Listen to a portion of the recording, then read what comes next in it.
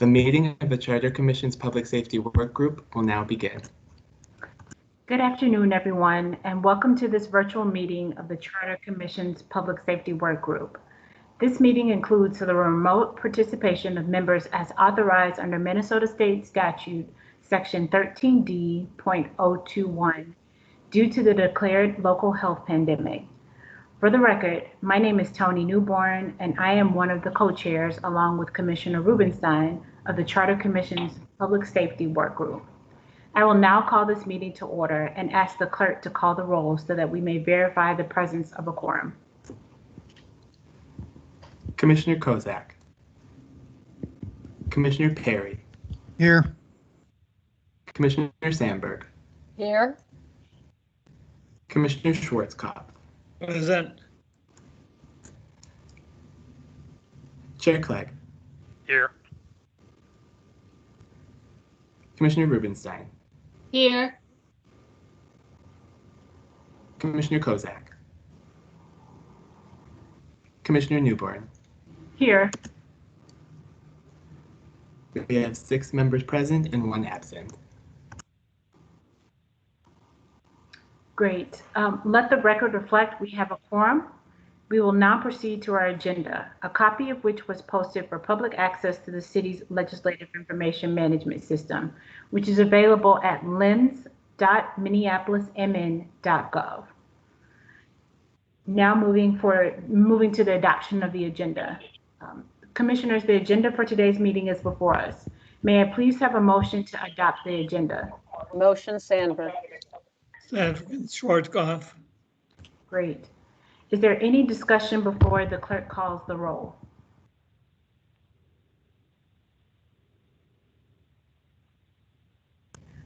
With that, seeing none, I'll ask the clerk to call the roll on the motion.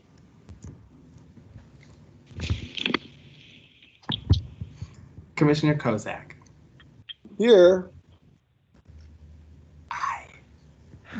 Aye. Are we aye? Commissioner Perry. Aye.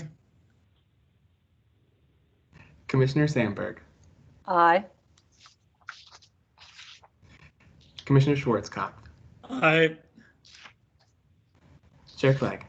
Aye. Commissioner Rubenstein. Aye. Commissioner Newborn. Aye. There are 7 ayes. Great. That motion passes and the agenda is adopted. Moving on to the agenda, item 1 on the agenda is the chair's report. And I believe that we don't have a report at this point in time. Is that correct, Commissioner and Chair Rubenstein? Yes, sir, correct. Awesome. So then we will move to item 2 on the agenda. As you all know, we have invited guests here to answer questions regarding our Minneapolis Police Department reforms now pending or in place, and details about the effects of the 2019 co-responder program. Our invited guests are Mayor Jacob Fry, MPD Chief Madara Arredondo, and MPD Deputy Chief Eric Force. Thank you again so much, Mayor and Chief and Deputy Chief, for attending our meeting here today. Mayor, we understand that you have some time constraints, and so we want to dive into the questions if there's no any discussion or thoughts. Okay, hearing none, let's dive straight into the questions, and they'll be directed first towards the mayor, and for the other panelists, feel free to jump in as needed. So we've sent you the questions in advance, and Casey Clark, Carl, our clerk, has sent over the questions to you all. Question number 1 that we have is, from your perspective and specifically your leadership position, what, if any, barriers or obstacles does the current charter impose to police reform and accountability? Opportunities for interdepartmental partnerships and alternatives to public safety service delivery. Well, thank you, Madam Chair, for the question. Thank you, all the Charter Commission members, for having us here today. I know that you been undergoing a substantial amount of work, as have we over at City Hall, for both a shift in culture and form, but also obviously public safety as well. So there are a number of barriers that exist to the kinds of reform and accountability measures that we need to see. Many of them we've recently outlined actually to the state through the process that we have with that is presently being undergone with them through the TRO. Much of it is actually in state law. I've spoken in extent about the difficulty with the arbitration system, the mandatory arbitration system, which, you know, we go through a grievance process along with the union. We go through a process that usually takes quite some time, and the end result, assuming it gets that far, is a mandatory arbitration proceeding, and that arbitration proceeding will return about 50% of the cases back to the Minneapolis Police Department. So these are instances of either discipline or termination, where we, the chief or I, felt strongly that there needed to be a disciplinary action taken. And like I said, 50% of the time, approximately, that decision is overturned. It is a major impediment when the chief or I are making decisions about our disciplinary matrix. It's a major impediment to shifting the culture of the Minneapolis Police Department, and it does need to change. There's a number of other statutes that are also in existence at the state level that in many cases inhibit change. One of them was recently shifted by the bill passed in the most recent session, and that was the use of force and use of deadly force statute. Since that statute was shifted, while we still are obviously preempted by state law, the limitations as far as how we were to draft our own use of force policy became more lenient and allowed us to go further than we had before. And so we immediately crafted and updated and did a full-on overhaul, actually, of our use of force policy. And there's a number of items that I think were important to shift within that. Notably, officers are now required to consider all reasonable alternatives explicitly within the policy before they resort to deadly force. Now, within the charter itself, obviously the charter itself calls for a Minneapolis Police Department, as it does call for other departments to be present at the city. The charter also has a mandatory minimum number of officers, as you know, that is determined by a formula. And, you know, other than that, there aren't major impediments to making decisions at City Hall. Many of those impediments either come through the collective bargaining agreement and or statutory.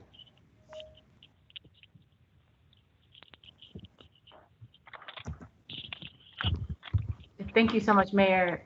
Chief Arredondo, do you have any thoughts or additions? No, thank you, Madam Chair, again for having us here. No, I concur with the mayor. As he mentioned, there's a couple of different processes going on. One is obviously from the Minnesota Department of Human Rights, that temporary restraining order work, and we've been involved quite extensively since that was launched first part of June. Everything from, as the mayor mentioned, policy changes, some bans on certain policies. We've also been updating our own policies and taking the initiative, and quite frankly, I think we're leading in many areas in terms of some of those critical policy changes that we have done. And so we'll continue to keep going on that route, but no, I would concur with the mayor's statement. Okay. Great. And Mayor, I think you've covered some of these things, but I'm going to ask the second question. From your perspective, what if any, improvements or changes to the current charter will help to advance or support police reform and accountability, looking at opportunities for those partnerships and alternatives to public safety service delivery? What particularly needs attention? And the question is specifically about the charter, just to be clear? Yes. Yes, Mayor. Yeah, I think for the most part, I've already covered them. The most obvious piece is the mandatory minimum itself that is presently within the charter. And you can fall on either side of the argument as to whether we need more officers or fewer officers, but this particular piece is within the charter itself. And there's no legal necessity in having it there. Okay, great. Thank you so much, Mayor. Chief Arredondo, anything to add to that? No, I'm good with I'm good with Okay. that. I noticed there was something opportunities for interdepartmental partnerships, and I just know that even aside from the charter, those have been engagements that we've been currently working on for quite some time too. Okay. And which departments are you working with specifically?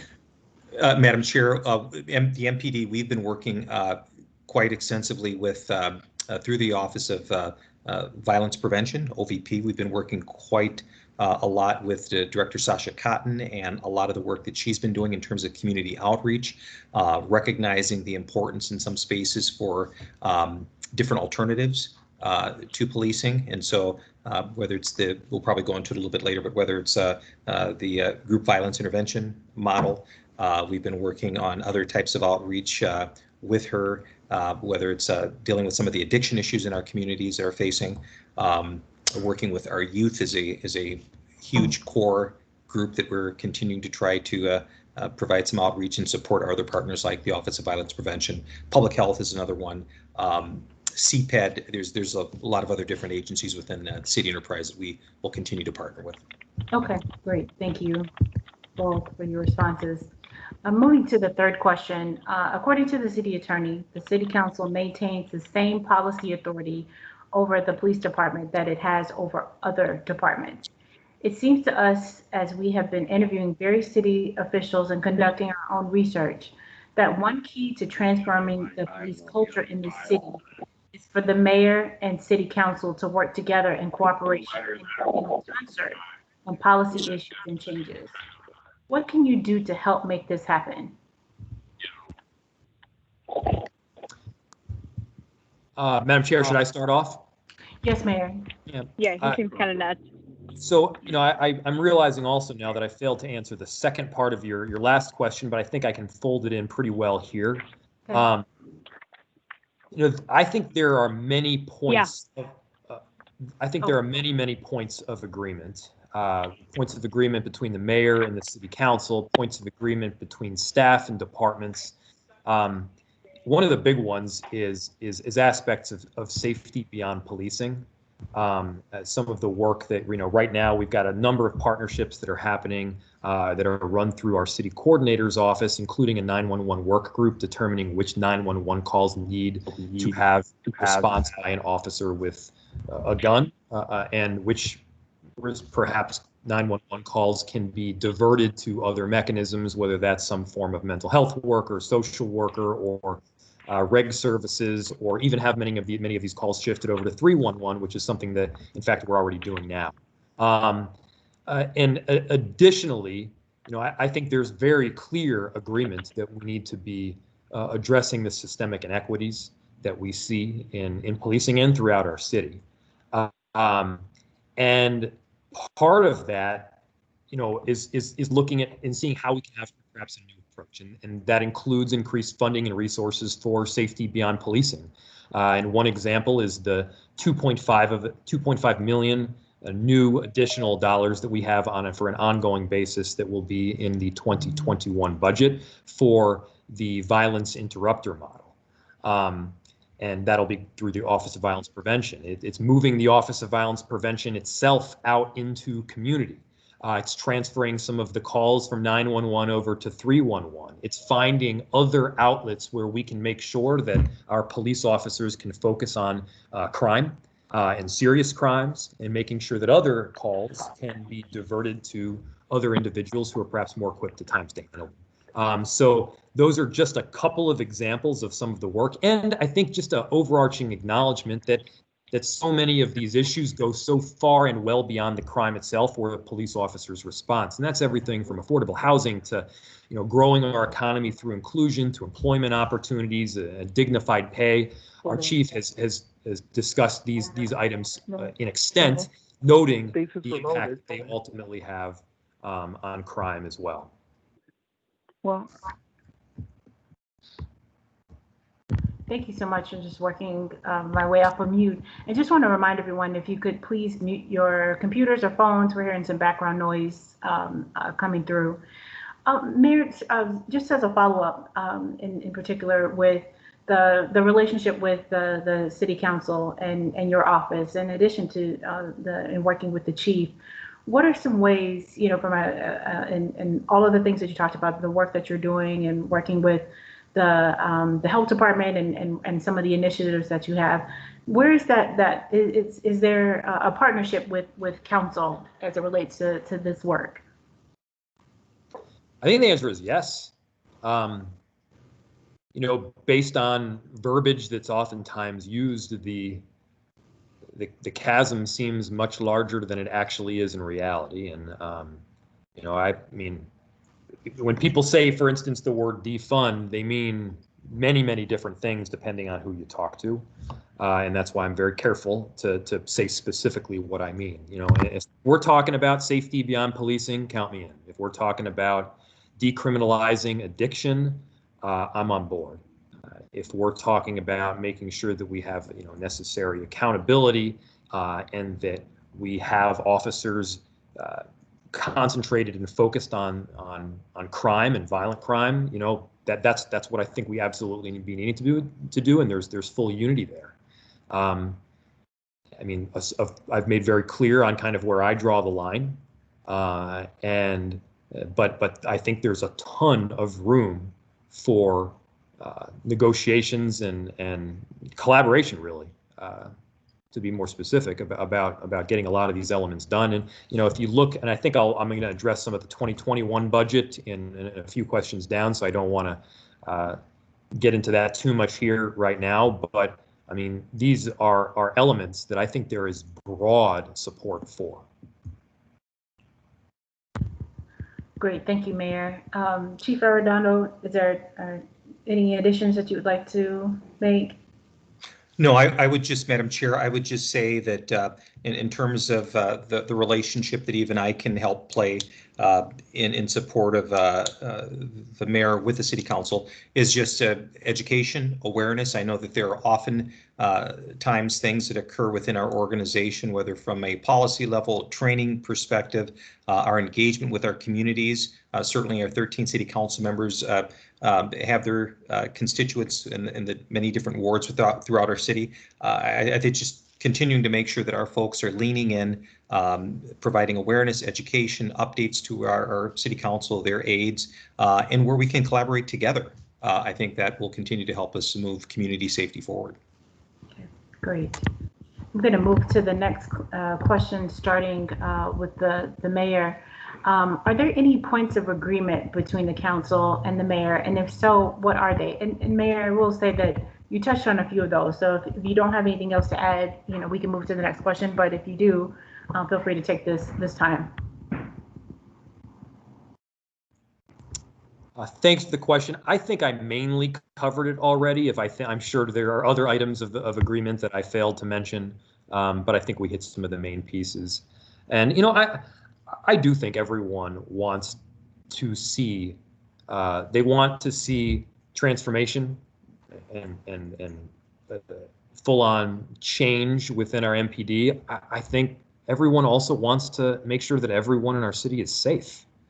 And those are two big pieces. And yeah, there are at times diverging notions of how we get there. But I've been talking with council members, and especially over the last couple of weeks, I'm finding that there's mass agreement in the direction that we've been looking to go. And I've also been in constant collaboration with the chief, and he and I are lockstep. Great. As a follow-up, Mayor, you know, we've talked to quite a few. We've talked to the council members and other folks as well, and related to this, the relationship that the mayor's office and you specifically have with the council.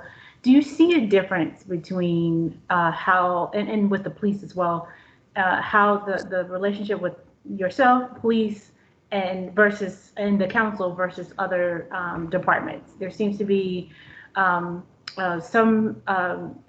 least some of the information that we've received or statements that we've received is that there's a difference between how police interacts with council versus how other departments interact with council, and where your office fits into that. I hope my question makes sense. Yeah, I think it does. I mean, I'll let the chief speak for interactions with the council, but from a procedural and legal standpoint, the main difference is that the chief of police reports to me. And I've made very clear that I think that that is the right decision. Most every other major city in the entire country has that model. And to the extent I mean, there was a lot of talk about a couple years ago about, you know, many cities having a model that was being proposed at the time by the council. And as was pointed out, that was false, completely false. The reason that it is, I believe that it's the right decision to have the chief report exclusively to the mayor is that, one, you need accountability. When things go wrong, or right for that matter, you need to have someone that is taking responsibility for it. And in that case, it's the chief and it's the mayor. I would be very concerned about having 14 different bosses and the finger pointing going 14 different directions and 14 different opinions, which we've very clearly seen. You know, there are different perspectives, and that's not a bad thing. That is just a nature of government. That's a nature of a legislative body, and due to that, I think that it makes most sense to have that authority vested in the individuals that are ultimately responsible, and in this case, it's the chief and the mayor. So that is a point of disagreement, at least among some of the council members. But many, it's a point of agreement, you know, and you know, there are other elements that were considered as part of the most recent charter amendment where I think there is agreement. I mean, we mentioned the notion of the minimum number, the minimum number required in the charter just a bit ago. But no, I am confident that there's a whole lot more unity than perhaps has been portrayed at times. There are important differences of opinion as well. And I think that it's necessary that we hash them out in a respectful manner. Great, thank you so much, Mayor. Chief Arredondo, anything to add to the relationship that you have with the council? And Madam Chair, I think from my end, I think your frame has frozen a little. Oh, okay, there you're back. Oh. Okay, sorry about that. Okay. Yep, you're back. No, I would say that that the design, the way it's currently is we have 5 precinct inspectors, and for better intent purposes, they are really kind of like the chiefs of those geographical areas throughout our city. And so there's that natural relationship that those inspectors have with their council persons. And so there's a lot of relationship and communication that they do on that level. But as chief, I'm responsible for the overall direction and vision of the department. And that ranges from a lot of things in terms of our culture and our how we're moving forward with our trainings and all of those things. And so me being able to have one person to directly report to helps for an efficient and effective operations. We will also at times experience major events that take place, and we will not always have the luxury of time to consult and confer, and so and also for the safety of our 400,000 plus residents. So it's important for me to be able to report directly to one person, that being obviously the mayor. And at the end of the day, my responsibility is for the safety and well-being of our residents, businesses, and visitors. And so it's helpful for me to have that one point of contact and leader through the mayor. Great. Thank you so much, Chief, and thank you, Mayor. Moving to the next question, and again, starting with the mayor, this is a bit of a longer question, but how many sworn officers are actually available to work right now? What do you believe should be a minimum staffing level that would balance community safety with violence prevention? And more generally, what is your assessment of the minimum funding provision now in the charter? Does it belong in the charter as is, or in the alternative? Do you have a recommendation about it, either to propose an alternative provision or elimination of the provision altogether? There's about probably 5 questions in there, and so feel free to divide it up as you see fit. Mayor, understanding that you may not have the answer specifically about the officers, or maybe you do, but I'll start with you first, and Chief Arredondo, feel free to jump in as needed. How about I'll give my best crack at a couple of these, and Chief Arredondo, please feel free to correct me if my numbers aren't as up to date as the ones that you have. The most recent information that I've seen is that we've seen about 100 officers that have there's been attrition of about 100 officers, either through resignation or retirement in some form, and so that would leave us, Chief, somewhere around 780 or 770 is somewhere in there, I'm guessing. Okay, well, I mean, you could probably give the more accurate number. Yes. Okay.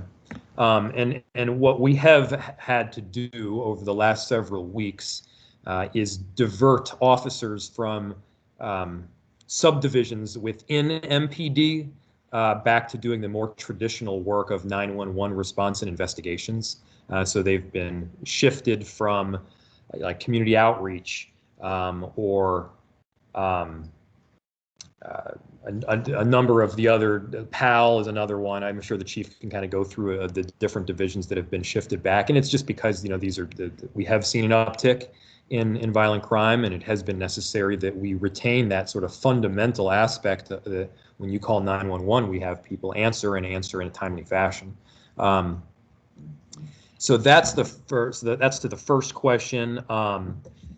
The assessment of the minimum funding within the charter. I kind of put on my legal hat a little more with this one, and you can have adamant positions as to what the final figure should be as to the number of officers that should be within our departments. And I believe, 2 different people could have vastly different opinions as to the number of officers that should ultimately be in the department, and they could both simultaneously agree that a minimum number should not be within the charter. I don't know the full history as to how that provision was inserted in the charter. I believe that it was some agreement. Perhaps someone can tell me here the history of it, but I believe it was some sort of agreement or compromise, or I don't know, about 30 or 40 years ago, involving the union. But we don't have a minimum number of CPED employees or individuals handling payroll or people filling potholes, and so no, I'm not for a minimum number. Within the charter. Now, even right now, it is clear that at times we do not have the number of officers necessary to respond to 911 calls or unrest, in the timely manner that we need to be. But to the extent that those on the council or otherwise would argue, or the Charter Commission, I believe, is actually the entity that put forward the ballot amendment that included just simply taking that minimum number out. I think it makes sense from a legal perspective. And that what that does, by the way, is it would have the discussion about the full discussion of staffing to simply take place during budget conversations, which I believe is the correct venue. Okay, great. Thank you so much, Mayor. Chief Arredondo, Yes, Madam Chair. So to the mayor was the numbers are probably, or the numbers are actually slightly lower than the total sworn of. Mayor, I think we're at about 735 today. I also want to take the time, Madam Chair, to explain and be very clear for you and the other commissioners and those listening in that as the question states, how many sworn officers are actually available to work right now, that would include me. That would include our detectives. And so I think a lot of our communities are really trying to piece that down to, if I call 911, how many officers in uniform are available to respond to those calls? That number's lower. So that number to date as we stand is probably right around 500. And so, but I also want to just, as the mayor had stated, we have seen significant decreases in the size of our department this past year. The mayor noted some of these are through normal attrition separations, but some of these are through other types of leaves.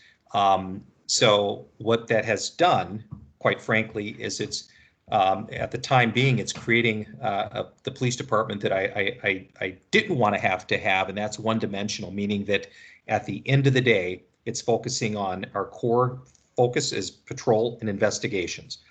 I have to make sure that when our residents pick up the phone to call 911, we have a squad car available, but I also have to ensure that our victims of crime have an investigator there to investigate what has occurred to them.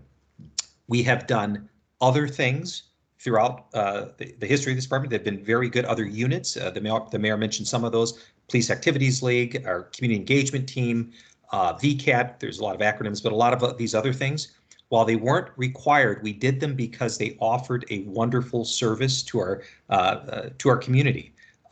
As the department size shrinks, those are being deactivated, as the mayor mentioned, and I'm placing those back into those core functions of patrol and investigation. So I will also say that we're sitting here close to the month of October approaching us.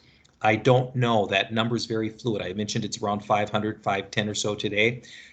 If we should continue to lose more of our personnel, and I'm consulting with the mayor every day or every week on this here, we will get to a point where it's critical in terms of the public safety in our response. And I will, there's a certain number where I will absolutely have that conversation with the mayor.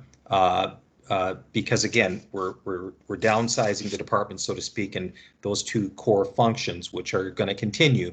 But if we get to a point where we should start to see numbers that we haven't seen in terms of attrition numbers that we haven't seen in quite some time, I have to make sure that we have contingency options in place just for that. The mayor mentioned the priority one calls. We have to make sure that those are being answered.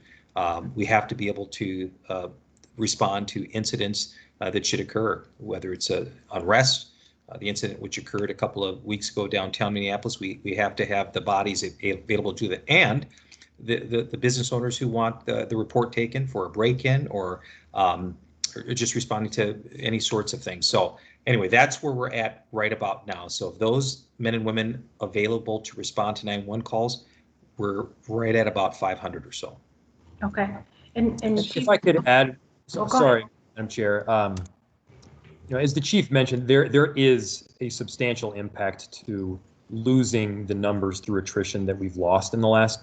I mean, there is an impact to having a multi-dimensional police department that's doing this other work. As I mentioned, we had to abandon it. That's not because we wanted to. The other work that these police officers were previously doing was excellent work, engaging with community. As the chief mentioned, having a multifaceted, multi-dimensional department where you are building out those relationships is essential.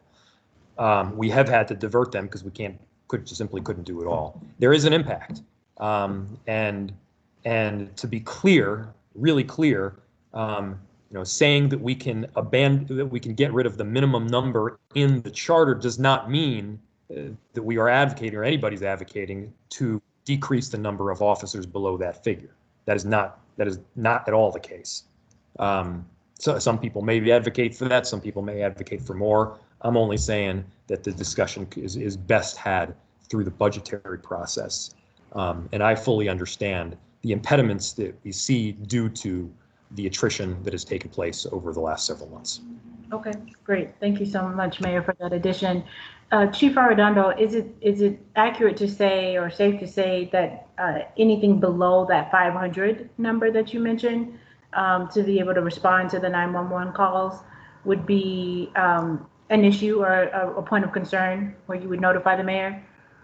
Madam Chair, yes, so I don't often talk out of school, the conversations that I brief the mayor on daily in terms of public safety, but yes, we have to, and myself and the mayor, we have contingency plans set up in place, which quite frankly would include triaging calls. If that number continues to fall below that, we are in discussions regarding what calls we may no longer be able to take. It may also, in terms of, it talked about the investigations, what cases we'll have to prioritize as investigators. And so, you know, public community safety is kind of this ecosystem. Patrol is one of those, investigations is one of those. You know, there's data as relates to police trust, that if victims and communities feel that their cases are not getting the required attention that they need and deserve, that in and of itself can start to erode the public trust. And so again, as the mayor noted, if we start to fall below a certain number, we've had conversations about what those contingency plans are, and it could be triaging of calls, prioritizing of different cases, and quite frankly, helping out some of our partners. One of the things that we've been having to do more currently, when we've had some incidents that have sparked some unrest in our city, is mutual aid.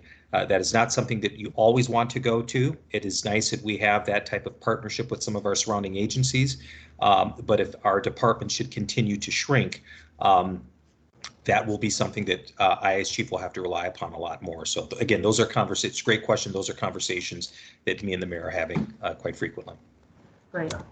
And before I move on to the next question, Mayor, I just want to do a time check with you. I've heard that you have a hard stop. Are we getting close to that time frame?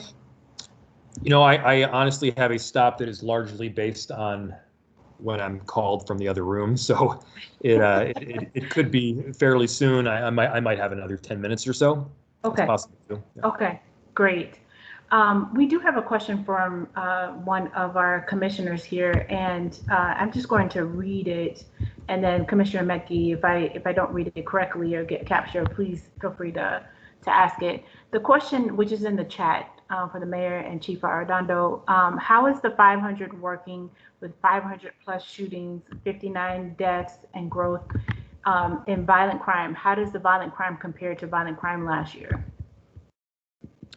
I'll let you take this one, but the chief has consistently come to me to inform me that it is getting increasingly difficult. Go ahead, Chief. Yeah, Madam Chair, to the mayor, Commissioner Metke, yes, we have been experiencing this year has been very tough on our city in terms of violent crime. As pointed out, our homicide rate, unfortunately, has more than doubled what it was the same time last year. In the shootings, we oftentimes, and rightfully so, homicides get a lot of the attention, but the vast volume of shootings that occur in our city impact so many. We are, again, well over 400 plus shootings. When we also think about the size and staffing of our police department, when we have one homicide or we have one shooting, it is not just one officer and one squad car that responds to that. It pulls in so many resources to that one incident. And if we have, as Commissioner Metke mentioned, hundreds of shootings just in 1 year, and the year's not over yet, that again, that requires a lot of resources, and it has impacted. It can, and by the way, for our community at large, how that also, where they see that impacting them is if our officers, for example, in 3rd Precinct are responding to a shooting, but a neighbor's calling in about a burglary and wondering why the delay in time was so long, that is one of the reasons we're seeing, again, an increase. Minneapolis is not alone. We're seeing other cities across the country that are experiencing a rise in violent crime. But yes, to Commissioner Mecky's point, absolutely, there's the violent crime has certainly impacted our response times, and also, again, it impacts trust. If we don't have adequate number of staffing for our residents and business owners and visitors to see a squad car respond quickly, that can leave an impression. And Commissioner Mackey, you have a follow-up? Kind of a follow-up comment more than a question. I think that's really good to clarify, Chief, because as you know, there's a lot of public rhetoric out there about the police not responding in a timely fashion and doing it intentionally and trying to sabotage the work of change, and you can't do more with less. And so I think there's little acknowledgement out in the public, at least in my work, what I see, that when you have one homicide, all the squads could end up showing up there, and then there are none available. And I think the more that we can do to publicize that and clarify that, the more important it is. But you just can't do more with less. That's why I asked the question. And Madam Chair, to Commissioner Medke, that's a great point. I'm going to ask, if I can, Madam Chair, Deputy Chief Forrest, who oversees our Patrol Bureau, to just kind of give a snapshot of what his folks are seeing out there. The other thing I also want to say too, where this impacts, when we have this type of violent crime, it also means oftentimes that we're holding over those men and women, those officers. They're going to run past their shift times. And I am a huge proponent, and the mayor has been so supportive in his time as mayor, of wellness for our men and women. We recognize that our communities suffer trauma. We have not talked often in years about the trauma that our men and women can at times suffer, and we need to make sure that they're providing, and their families are getting the resources that they need. But you can imagine if our workforce is responding to that number of shootings and homicides, it absolutely will have an impact on our community, the response times, our officers oftentimes having to work overtime. And if I could, Deputy Chief Forrest, just from what you're seeing out there this year, if you had some highlights on that. Yes, sir. As you discussed, a lot of the challenges we're facing are centered around an increased violent crime response load. And you were accurate in that we have over 400 gunshot wound victims this year. That's an increase as our last numbers of 89%, and even more concerning is that we track these numbers aggregated through the week. This would be week 39 for the year that we're tracking. And the amount of gunshot wound victims we've had through week 39 is more than the same time period of 2018 and 2019 combined, which should, I'd say, put an emphasis, as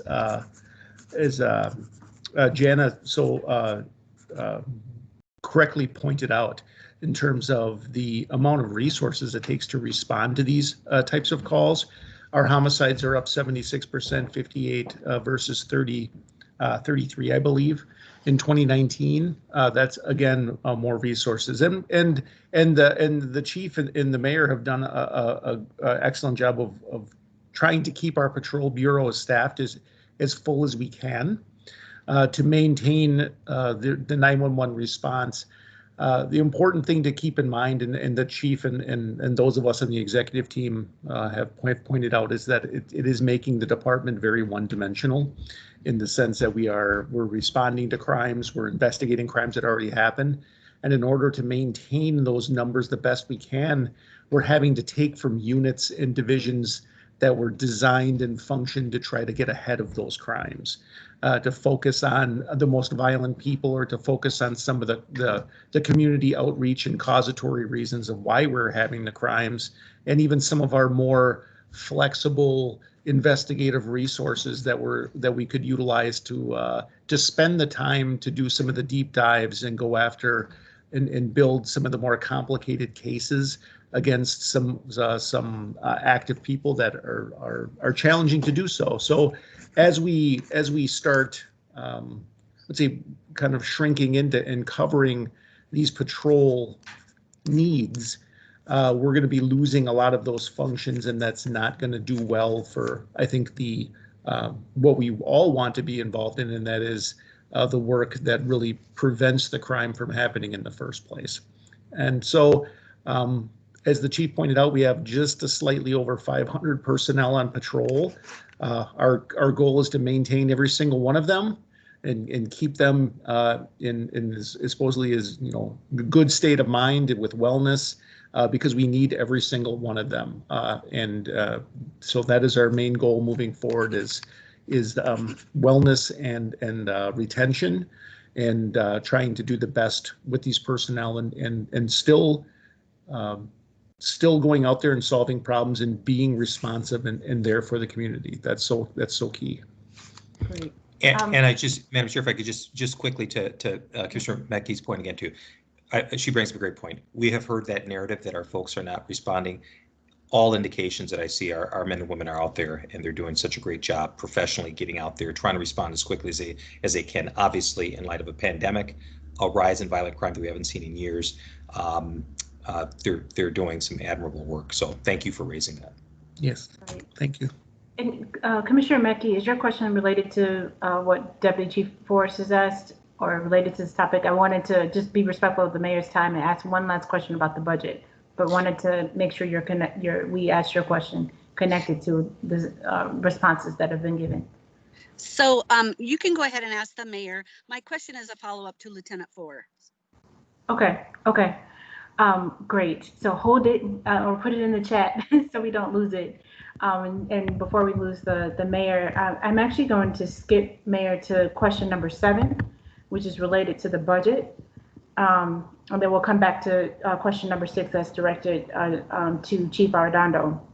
So Mayor, how does the 2021 budget and draft form to date reflect the need and desire for police reform? Are there new priorities or programs added to the budget from last year, more shifting from the police budget, or expansion of reformed programs within the police department budget? Plans to add non-licensed personnel for responding when appropriate to 911 calls, or to expand co-responder programs, or any other such personnel to facilitate your alternative vision? Thank you. The answer is yes. Before I get into the aspects of the budget, there's a number of policy areas that have already been changed, reform measures that have already taken place that the chief and I have moved forward. I've already mentioned the overhaul of our use of force policy. That has changed. The reporting requirements surrounding both de-escalation as well as use of force are far more rigorous now. We want to make sure that we're tracking de-escalation techniques that have been used, why they were used, if they weren't used, why they weren't used, and also we've expanded the number of forms or types of force that require some form of reporting, both in written form as well as to the supervisor. We've changed the body camera policy a bit again. There's a number of policy changes even beyond that I won't get into, but those happen outside of the budget process because they're within the policy itself. But there are a number of new programs and priorities in the recommended 2021 budget that really reflect the need for this transformative change that we're talking about. The 2021 budget, by the way, is just sort of the beginning of these types of new investments and transformative changes. There's a 911 work group that is going to be coming forward with recommendations. There's a policing staffing study that should better help us determine what number of officers we need responding to calls, and we need them in ground. We need to do some of these additional divisional work. There's the public safety transformative task forces that are presently underway. And then there's a reimagined public safety community engagement process that's also happening. As far as in the budget, the funding aspects, we invested $230,000 for an early intervention system. This may or may not at the end of the day require city funds, but if we can get it funded externally. But this is a system that I think will better help us track officers and make changes in real time. so that we're better responding to the needs both of the officer as well as the public. And we're able to find out about some of these problem areas before a major crisis takes place. This is something that both the chief and I very much support, and I think will ultimately help with accountability measures, but also just tracking in general. You know, you need good data in order to make good decisions, and this helps us gain the necessary data. We're expanding funding for the Office of Violence Prevention. So it's $2.5 million for the Minneapolis Violence Interrupters Initiative on an ongoing basis. That initiative will have around 5 team leads. These are community members that have been hired that have a real deep connection with the neighborhood, with families, with those who are group or gang involved. And then each one of those 5 team leads is then going to have 15 to 20 people under them. And so this violence interrupter method can work with our police department to in some cases supplement their efforts, in other cases to gather, to help quell and cool off tense situations before they move towards retaliation. And this Violence Interrupters Initiative is going to be done through our Office of Violence Prevention. There's ongoing funding of $455,000 that expands the co-responder. This is the mental health co-responder program by an additional $230,000. And again, we want to bring this compassionate response across the city. Mental health co-responders have been shown to be successful. I will note that they, at least my understanding thus far, they generally will not go out to 911 calls without an officer present, at least initially, to determine whether the call or the event is safe. We've allocated another $300,000 to the Race Equity Division to support racial healing. $50,000 is being allocated to the City Attorney's Office for criminal justice reform work. $85,000 to support the city's partnership with The Link. $250,000 and 3 FTEs to transfer theft report. So this would be theft report only calls from MPD to 311. And then ongoing funding of $300,000 to support the continued implementation of the recommendations from the opioid task force that we had. And that's the First Step hospital-based overdose intervention system. There's a number of other initiatives as well. Also of obviously substantial interest within this budget, there's a citywide hiring freeze. Now that hiring freeze applies across the board to all departments. It does apply to the MPD, but it is not exclusive to it. Now, the hiring freezes can have waivers. And there have been waivers already that have a series of waivers that we have already agreed to. There will be 3 recruiting classes that will be coming on board next year. And granted, I do want to hear what the staffing study says, but I also anticipate that we should have those waivers for those 3 recruiting classes granted, as we will be seeing additional attrition. And as the chief pointed out, the numbers are such that the numbers are such that with more decreases, it'll be felt in even more so. And so, as the attrition takes place, it's necessary that we're, bringing in these officers, but also bringing them in with the right mindset. And I'll note that our chief spends, I don't know, like a month, chief, on interviewing personally every single one of them. And I don't know any other chief that does that to the extent that Chief Arredondo with a department of this size. Great, thank you so much, Mayor. Chief Arredondo, anything you want to add or just emphasize that the mayor stated? No, I just to Madam Chair, to the mayor's point, there's been a lot of we have not just this year started talking about other alternatives to policing. Many of the things that the mayor noted, the co-responder model is one that has shown, I don't have all of the actual data for it, but in the time that they've been out there working, has really shown great results. The primary goal of the co-responder is to keep those who are experiencing crisis or mental health issues in their homes at the end of the day, and to get some of those wraparound services that the co-health professional can do for that as well. And so there's other things that we've really been looking at. The mayor's talked about some of those. The mayor's been a stalwart and leader in terms of housing, and making sure we as a city can do our best to shelter those who may be experiencing homelessness. I will tell you that I've been championing that cause myself. I see the direct connection in terms of those who do not have housing, how that absolutely has a direct impact on what we see as community safety.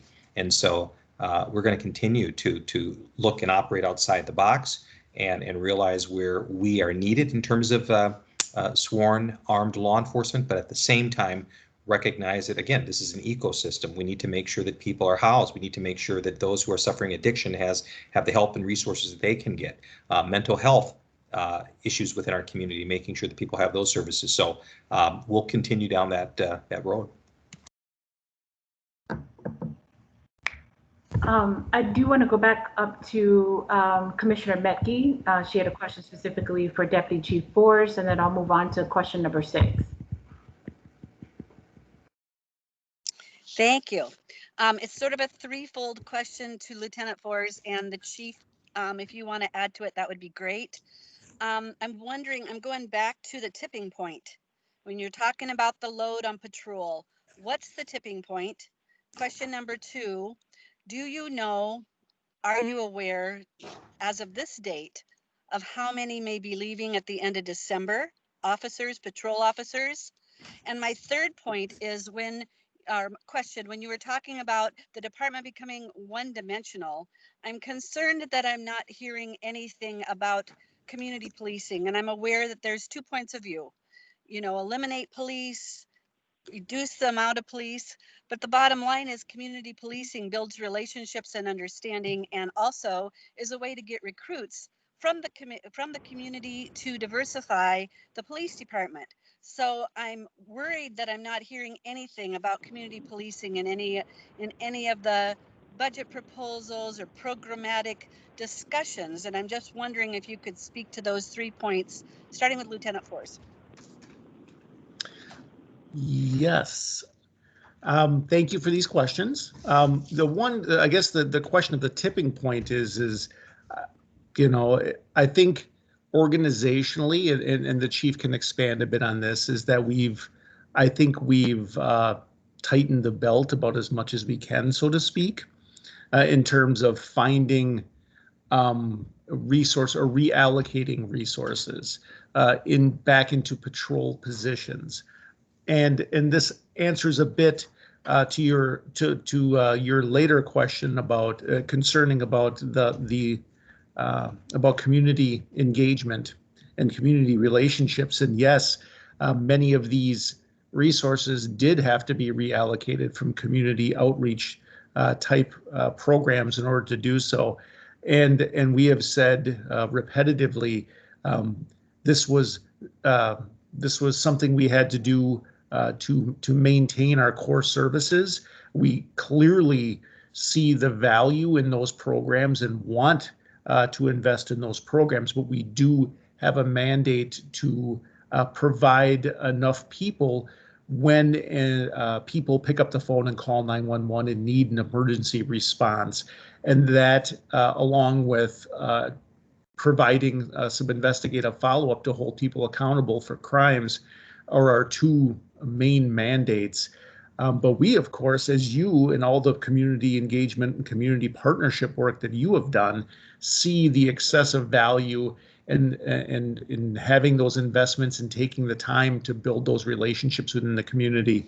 And so when I say we fear we're becoming more one-dimensional, it speaks to that in the sense that we recognize that we are only as good as our partnerships.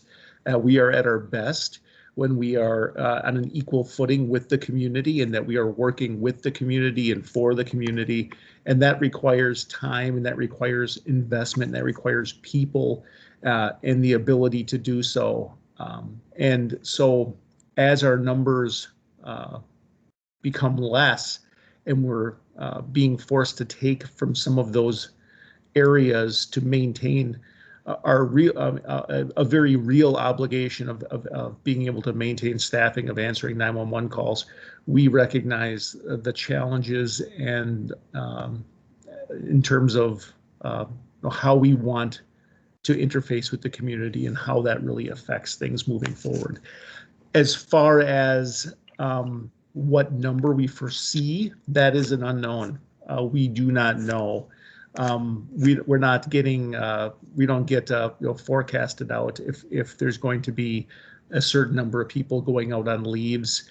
I think, generally we will, we kind of use some, and I don't know exactly the number that our finance director comes up with, but kind of what a typical year of attrition would look like in terms of people who generally will, leave a department because of retirements.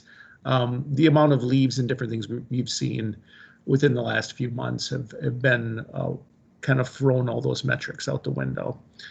So again, and I think that kind of goes back to when I discussed the utmost importance we have of doing a lot of deliberate engagement with the employees we have, and letting them know that we value every single one of them, and we need everyone here.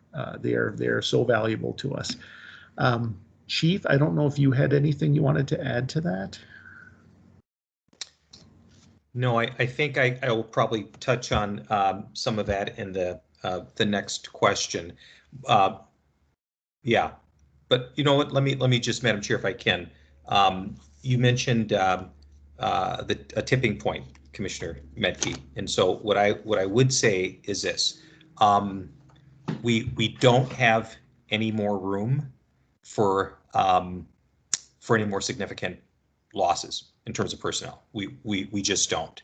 And so that, again, those are conversations that I'm having with the mayor. If we go back to this will probably touch a little bit on this other question. I believe it was a year or two ago that I was asked, and the mayor had asked me to go before our council and prepare a report on our current MPD staffing. We had never done that before, certainly in the history that I had been with the department. And so I wanted to really have an open and honest, candid conversation about where we were as a department back then. What came to light was, one of the things that was obviously of a concern for myself and the mayor, is that over that particular year, we had 6,776 priority one calls that we could not immediately respond to.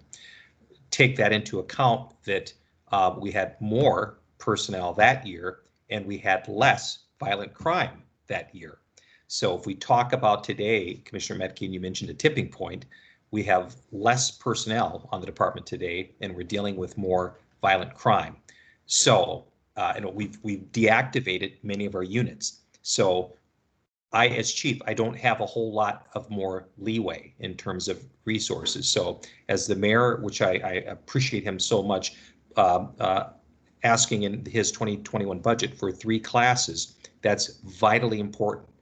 Because as we're sitting here, and we haven't even touched October just yet, we are going to lose more personnel. And so those numbers that I talked about earlier, and DC Forrest, Deputy Chief Forrest has mentioned, it's all hands on deck for everybody. And so tipping point, we don't have any more room if we continue to lose more personnel. We will not only become one-dimensional, we will become very thin at trying to do that. And so that will go into those contingency plans I've spoken with the mayor about, triaging certain calls, triaging certain cases. And so we don't have a whole lot of more room left. Yeah, I hope that answers it. Commissioner, if I could just add briefly to what the chief said, determining the number of officers that we have now, or even in a couple of weeks, is more difficult than you would imagine, because we have officers right now that are on, for instance, some form of leave. And They may ultimately go through attrition. They may come back, and it's sometimes it's hard to tell. And so the chief kind of referenced this, and then that's part of sort of the discrepancy that you oftentimes hear in numbers.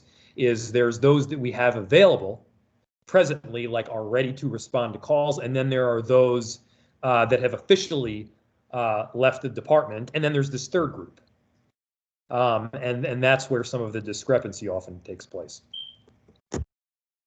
Great. Thank you so much, Mayor, Chief Arredondo, and Deputy Chief. I'm going to take us back a bit, and again, if you've already covered this, and I think all of you all have to a certain extent, feel free to just state that. But I'm going back to question number 6, and this is related to the kind of the minimum staffing level and the needs.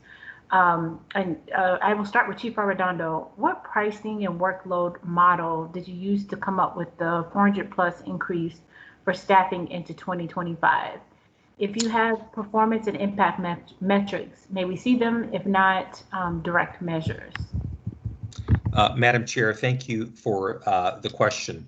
So as I was asked to present what does current staffing look like for the Minneapolis Police Department back then before the council, there was a couple of considerations I did in preparing that information. One was looking at comparable size cities to Minneapolis. Another was our calls for service. I also looked at our we're a very unique industry in that I still consider 40 years of age young, but we're a unique industry where if you have the vast majority of your workforce over the age of 40, that's actually an aging department. So we were looking at attrition rates, population increases, what it takes to safely handle major events. So we were looking at all of that, plus being able to have a major city police department that could still do not only the core functions of patrol and investigations, but also those other things, to have a violent criminal apprehension team, to have community engagement teams, to have all of these other things that, while not mandated, they absolutely, as Commissioner Medke mentioned, they absolutely help us to be more than one-dimensional. They help us to build those relationships and also to help bring on a department that bring on members from our community that help in terms of inclusivity, in terms of diversity. And so that was also wellness was a huge piece to what I had presented. I looked at some of the overtime hours. If I recall from one of the data points, I looked at our first precinct mid-watch shift, a first precinct that operates primarily downtown. I believe it was from January 1st to August 30th of 2018 or 19. They were held over 200 and they were basically held over about every weekend except one Friday. When we look at our folks on 10-hour shifts, and you figure if they're averaging being held over 4 hours a day, they're getting up to that 17-hour work time. You factor in the time it takes them to go home. There was data that I presented also during that study that talked about sleep deprivation. I know the mayor's talked about this in terms of wellness. The data showed that when you start working past 13, 14 hours, your body, there's a physiological thing that, and that means bad judgment on our officers. We need them healthy. And so those were some of the things that I factored into it. As the mayor noted, the city has embarked upon looking at a police staffing study to see if those numbers are right, to see if they're in line with what I was projecting. Again, I don't have a degree in staffing studies, but if I had to look at what we're facing with today and all of those metrics that I talked about in terms of comparable size cities, calls for service, attrition, population increases, I would say, and certainly the mayor's leading that work in terms of proposing 3 classes this next year, I would say that we're not where we need to be, quite frankly. So, Mayor, is there anything that you would like to add to that? No, I think the chief covered it well. Okay, great. Moving along I probably have time for maybe one more question, and then I gotta run. But thank you. Okay, well, you get to pick the question, if that's amenable to you. Is there a question on here that you'd like to leave the charter with before you have to exit out? Madam Chair, if I could ask you to have him pick a hard one. Thank you. Well, these questions are long, so I'd say all of them are pretty pretty hard.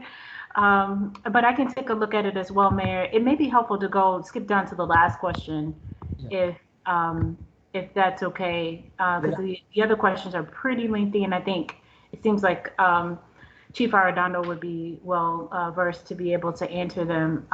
So would you be comfortable with the last question, number 15? I would. Okay. What are you, sorry, I was reading question 14. Are you willing to work in partnership with the Charter Commission going forward, particularly as you move through the community engagement process to draft an amendment that would accomplish a pathway to systemic change in the police culture? Yes, I would, and thank you all for your service. It's greatly appreciated. Great. Well, see, that was easy. Second. Mayor, we appreciate your time here, and you know, I just would say if there's things that as you're looking at the questions here after you get off the call and wanted to provide some insight into, feel free to reach out to us. We're happy to either have you back here on another call or meeting with us, or we can receive them in writing. But we appreciate your time, and thank you so much for the work that you do. We appreciate all of you as well, and thank you for having me on. And Chief Arredondo is a clear expert in this area, and so I'm sure he'll cover us wonderfully. Great, thank you so much. So now, Chief, we move to you. You're in the hot seat fully, and we'll ask you all the hard questions. So I'm going to move back up to, let's see where we left off here. No, we got to 7. Number 8, question number 8. What state law changes would assist the NPD in facilitating systemic change? Related to that question, has there been a determination of the legislative priorities related to public safety for this year? If so, what are the ones for which you'll be advocating for? And maybe this was the question for the mayor as well, but we can always come back and ask him. Do you have some insight into this question? Madam Chair, thank you for that. So a couple of the state law changes that I think the mayor has touched on, and certainly I've touched on, is the importance of arbitration. There were some recent changes at the state as it relates to arbitration. I don't think they went as far enough. I believe that's also been the sentiment of the Minnesota Police Chiefs Association as well, but we'll continue to keep working in that area. You know, one of the things I talked about, the importance of health and wellness, certainly with our police department. The mayor has done a wonderful job of allocating dollars to help us in that area. I would like to see, from a statewide perspective, the state allocating funding to police agencies across the state in terms of helping to help us in that area, and not only the wellness resources for our men and women, but also their families. We know that their families go along with them on this journey. And so that is one of the things. You know, I will say also from the state level / Minnesota Police Officer Standards and Training, the licensing body for all law enforcement officers in the state of Minnesota, the MPD has actually led some great work, and there's been some credit or training that has been around procedural justice. And procedural justice, making sure it's under the framework of giving community members and those we work with a voice, building spaces of trust, having neutral engagements, and treating others with respect. There's cultural components into that as well, competency components in that as well. Ongoing de-escalation training. We're fortunate that we are able to go above and beyond what is required by the state in that regard. But so there's some more work that we'll continue to try to make sure that our intergovernmental relations team carries over to the state. But that's what I would say for that question right now. Great, thank you for that. I'm going to move us to the next question. Are there details you can share at this time regarding the outcomes/effects of the 2019 co-responder program? And you may have already touched on this, but we want to ask just in case. Yeah, again, it's been a great model. Again, the goal has been to keep those in our communities who've been struggling with mental health and crisis, to keep them in their homes, to also provide that follow-up care. So if Madam Chair, if I could, Deputy Chief Force might have some more information regarding that, if you do, Deputy Chief Force. Yes, Chief, and some of this might be a bit of a recap. I know in a previous meeting I touched a bit on our some of the data that we had as a result of the 2019 and also the co-responder program in itself, and some of the data. Let me get down to what we were looking at, and it really kind of touches on a couple different points. One is a 911 response call, and that is when a co-responder unit responds to assist a dispatch squad on a 911 emergency call that comes in from dispatch. These are predominantly categorized as emotionally disturbed person calls, but also might be recognized. They may come in as something else initially and then be determined later to be an emotionally disturbed person call. And then secondly, is a follow-up call, and that is something where the co-responder unit they conduct follow-up as titled with a client, either from a previous contact that they had already had on one of these 911 calls, or maybe a previous follow-up call, or also a reference from officers or from outside of their hours. So they may, again, as I said, these are based on data, information that the co-responder unit receives from patrol officers, our crime prevention specialist staff, or even the community that requests that the co-responder unit take a look at somebody to ensure that they're receiving the appropriate mental health resources and services. And it's exceptionally important that we want to make sure that we are getting people that, like as discussed, the wraparound services that end up getting people the help that they need, so we don't end up coming back repetitively. In 2019,